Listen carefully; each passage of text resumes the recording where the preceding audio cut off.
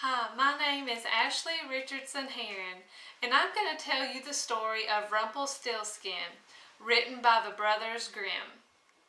Once upon a time, there was a poor man who needed to go see his king.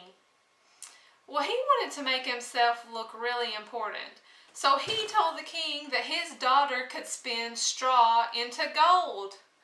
Well, this delighted the king, and he said, "Bring your daughter to the castle tomorrow, and I will test out her skills." Well, the next day, the king brought his daughter to the castle, and the king dismissed him, and he took the girl into a room filled with straw. And he told the girl, he said, "You must spin all this straw into gold, or you will be killed." Well, this frightened the girl. The king left the room. He locked her in the room by herself, and she began to cry because she did not actually know how to spin straw into gold. Well, as she was boo-hooing, there was a wee little man came in the room, and he said, "Why are you crying?" And she said, "I have to spin all this straw into gold, and I don't know how." And he said, "Well, what would you give me if I spin all this straw into gold for you?" She said, "My necklace. You can have my necklace." And he said, "Okay." So he went to the spinning wheel, and he began spinning all the straw into gold. Well, during the night, she had fell asleep. And the next morning she awoke to a whole room full of gold with no little man. Well, in popped the king. He was thrilled at all the gold in the room, but he was greedy. He took the girl to another room, a little bit bigger than the last room, and it too was filled with straw. And he told the girl, "You must spin all this straw into gold as well, or I will have you killed." And then he left the room, locked her inside, and left her there. And she was upset again. But in popped the little man, and he said, "What will you give me if I spin all this straw into gold for you?" She said, "My ring. You can have my ring." And he said, "Okay." So he goes about spinning the straw into gold. And again, she fell asleep. And the next morning she woke up to a room full of gold with no little man.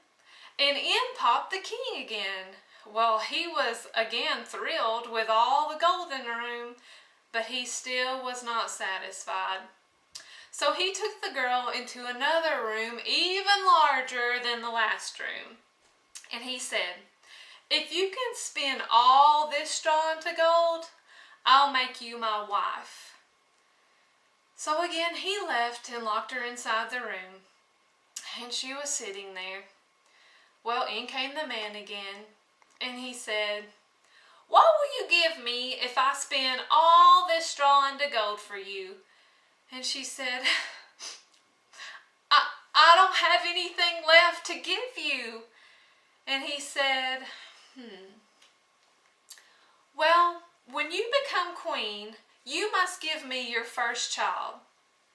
And she thought to herself, "Well, I may never become queen, and I may never have a child, and what other options do I have?" So she said, "Okay, I promise." And he said, "Okay." So he went about spinning the straw into gold.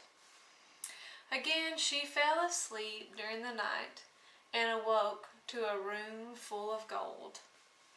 The king come in, and he was just overwhelmed with excitement. And he said, "I'm going to make you my wife, and you'll be queen."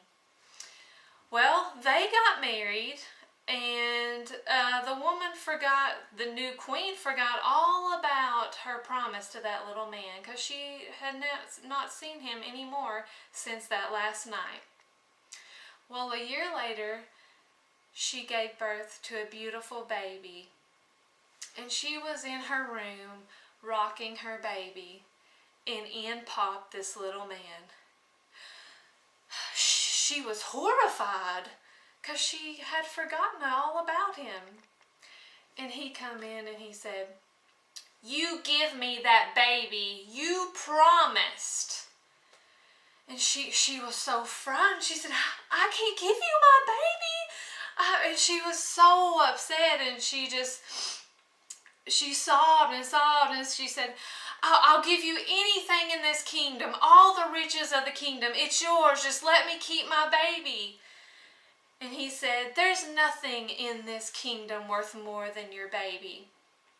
And she sobbed, and she was just so upset, and she just bawling.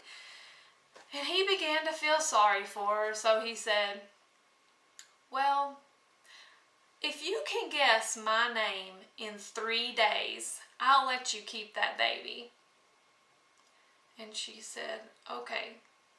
So all night long she was racking her brain, and she was thinking about every name that she could think of, all the names from A to Z. Well, the next morning the little man came in and he said, "So what's my name?" And she said, "Is your name Adam?" And he said, "That's not my name." She said, "Is your name Billy?" "That's not my name." She went through all the names that she had thought of, all A to Z names. And to each name he replied, "That's not my name." Well, he went home, and then the next night she began thinking about very peculiar names, all the weird names that she could think of. And the next day he come in, and she said, "Is your name Dingleheimer?" And he said, "That's not my name." And she said, "How about Hambone?" He said, "That's not my name." She went through all the craziest names that she could think of, and none of them was his name. So all during this process, she had sent out a messenger into the kingdom and asked him to find any new names that he could come up with. Well, he came the next morning and he said, I don't have any new names for you, but I have a very peculiar story." And she said, "Okay." He said, "I was going through the forest. I was at the very edge of the kingdom when I seen the most peculiar sight. I saw this wee little man, and he was dancing around this fire and singing and chanting, and he was singing, 'Today I bake, tomorrow I brew. I'm gonna get the young queen's child. Rumplestiltskin I am styled.'" Well, the queen was listening, and the little messenger boy, he had no idea what that meant, but she got it. She said, "That's it. That's his name." So now all she had to do was wait for the little man to show back up. So finally, later that night, he showed back up, and he come in the door and he said, "So do you know my name?" And she said, "Is your name Henry?" He said, "No." And she said, "Is your name George?" He said, "No." She said, "Perhaps your name is Rumplestiltskin." And he exclaimed, "Who told you that? Who told you that?" And he was so upset that she had figured out his name. He was so mad. He stomped a hole all the way through the earth. He fell in, and the earth swallowed him whole. And he was never heard from again. The end.